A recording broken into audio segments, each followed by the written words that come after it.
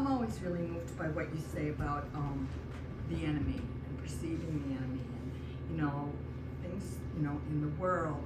I mean, in our smaller world, for all kinds of reasons now, there's just so much animosity and so many enemies, and so more than ever, and then even bigger in the world, and now this week even. It's hard. I listen, and it rings so true for me, and it means a lot, but I sort of can't take it into my own life. I'm not sure. So I just wondered if you could say a little bit more about that.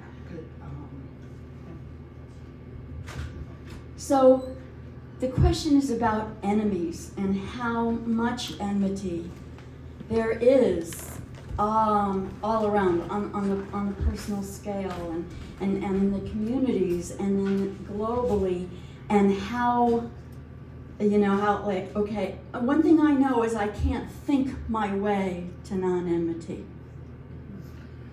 That's part of why I read that piece from the parole hearing, is that I got there through the heart.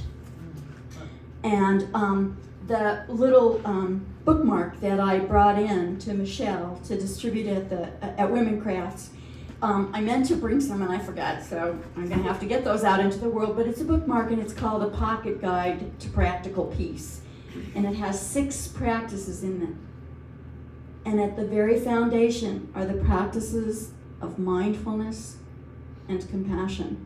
And that's because we have to train the mind and the body, which are one really, in not jumping into those places. And then the next 2 practices there are peace in the moment, and that is gratitude. Gratitude for absolutely everything that comes, everything. That is a spiritual practice. And non-judging. That is to know that what we think we know comes from where we're situated socially and historically, and also comes, as Jung says, from our own projected, disowned stuff.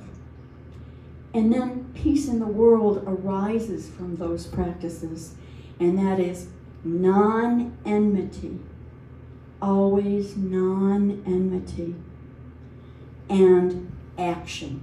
We take action. And so I can't think my way to peacefulness, to non-enmity, but I can breathe and open heart and pray my way to that.